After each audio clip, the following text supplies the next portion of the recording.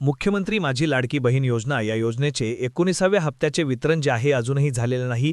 आज पण आपण सकाळपासून वाट पाहत आहोत, तरी देखील आज कोणत्याही प्रकारचा GR देखील आलेला नाही आणि एकंदरीत हे वितरण एवढा विलंब का लागतोय अशा प्रकारचा प्रश्न सर्व लाभार्थ्यांना पडत आहे। आणि बघा, जर वेळेवर वितरण होत नसेल तर त्या वितरणाला काही अर्थ पण नाहीये, कारण की बऱ्याचशा लाडक्या बहिणींना या लाडकी बहीण योजनेच्या जे काही त्यांना लाभ मिळतो आधारावर त्यांनी वेगवेगळे बचत गट स्थापन केलेले आहेत, कोणी छोटे मोठे उद्योग स्थापन केलेले आहेत, म्हणजेच त्या छोटूशा उद्योगातून त्यांचा उदरनिर्वाह चालवत आहेत। काही लाडक्या बहिणींना या 1500 रुपयाचा त्यांच्या लहान मुलांच्या शिक्षणासाठी उपयोग करतात। काही लाडक्या बहिणी अशा आहेत की या 1500 रुपयाचा औषध उपचारासाठी देखील या 1500 रुपयाच्या लाभाचा उपयोग करतात।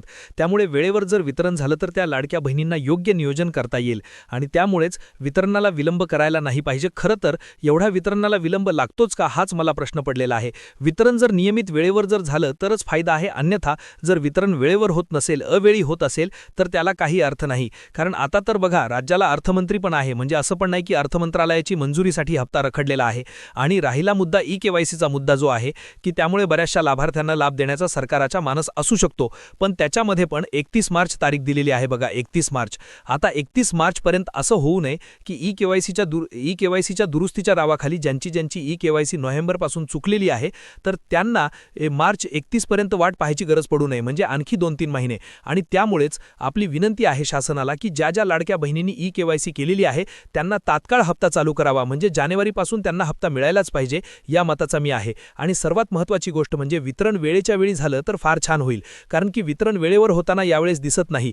जर वितरण वेळेवर होत नसेल तर त्याचा काही उपयोग नाही बघा। मागच्या वेळेस 13 जानेवारी रोजी वितरण सुरू झाले होते 18व्या हप्त्याचे बघा, 18वा हप्ता हा 13 जानेवारी रोजी वितरित झाला होता, पण आज 13 फेब्रुवारी आहे, म्हणजे आजपासून 1 महिन्यापूर्वी। खरं तर एवढा वेळ लागतच नाही वितरणाला, हे सर्वांना माहीत आहे, पण यावेळेस तसं होताना दिसत आहे, वितरण फार पुढे जात आहे। त्यामुळे विनंती आहे की लवकरात लवकर वितरण करावं। सामाजिक न्याय विभागाला तर काही अडचण नव्हती, त्यांनी तर किमान GR काढायलाच पाहिजे होता, कारण त्यांचा जोपर्यंत GR येत नाही तोपर्यंत हालचाली आणखी पुढे वाढत नाहीत। त्यामुळे राज्याच्या महिला बालविकास मंत्री आदितीताई तटकरे यांना देखील विनंती आहे की ताई, लवकरात लवकर वितरण करण्याची प्रक्रिया जी आहे त्यावर तुम्ही लक्ष ठेवून लवकर वितरण सुरू करावे, एवढीच विनंती आहे बघा। 13 तारीख पण आजच्याने संपलेली आहे, उद्या शनिवार आहे, उद्या देखील वितरण होण्याची शक्यता नाही, रविवारी तर GR वगैरे काही येत नाही। त्यामुळे एकंदरीत बघा, या महिन्याचा म्हणजेच काय जानेवारीच्या महिन्याचा जानेवारीचा जो 19वा हप्ता आहे तर तो हप्ता आता आपल्याला थेट 16 तारखेपर्यंत वाट पाहावी लागेल। आणि यामुळे आपल्याला एक गोष्ट क्लिअर होते बघा, वेळेवर जर वितरण जर का केलं नाही तर त्याचा काही उपयोग होणार नाही। त्यामुळे प्रचंड लाडक्या बहिणी अशा आहेत की ज्यांनी ई-केवायसी दुरुस्ती केलेली आहे त्या वाट पाहत आहेत की त्यांना जानेवारीपासून हप्ता मिळेल। आता 31 मार्च पर्यंत ई-केवायसीची दुरुस्तीची जी काही डेडलाईन दिलेली आहे, म्हणजे मर्यादा दिलेली आहे, कालावधी, तर तो कालावधी असं होऊ नये की तोपर्यंत 31 मार्च पर्यंत ज्यांनी ई-केवायसी दुरुस्ती केली आहे त्यांना लाभ मिळू नये आणि नंतर पुढे मग मार्चच्या नंतर एप्रिलला त्यांचा लाभ चालू व्हावा, असं नाही व्हायला पाहिजे।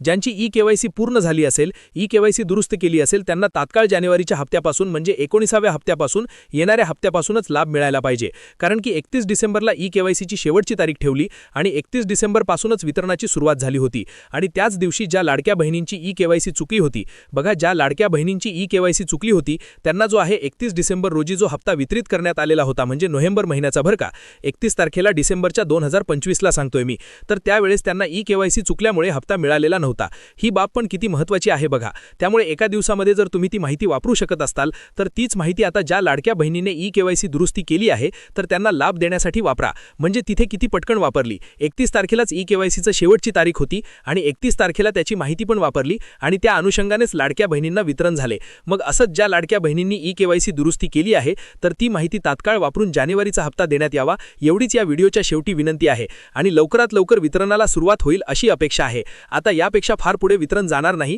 कारण त्याला कोणतंही असं कारण नाही की त्यामुळे वितरण पुढे जाईल, पण काही कारणामुळे जे आहे वितरण जरी पुढे गेलं असेल तर आता इथून पुढे तरी किमान पुढे जाऊ नये, एवढीच व्हिडिओच्या शेवटी सरकारला विनंती आहे। या व्हिडिओमध्ये आपण इथेच थांबूयात, पण लवकरात लवकर वितरणाला सुरुवात होईल अशी अपेक्षा आहे। आता यापेक्षा फार पुढे वितरण जाणार नाही, कारण त्याला कोणतंही असं कारण नाही की त्यामुळे वितरण पुढे जाईल, पण काही कारणामुळे जे आहे वितरण जरी पुढे गेलं असेल तर आता इथून पुढे तरी किमान पुढे जाऊ नये, एवढीच व्हिडिओच्या शेवटी सरकारला विनंती आहे। या व्हिडिओमध्ये आपण इथेच थांबूयात, काही अडचण असेल तर व्हिडिओच्या खाली कमेंट्समध्ये विचारू शकता। धन्यवाद।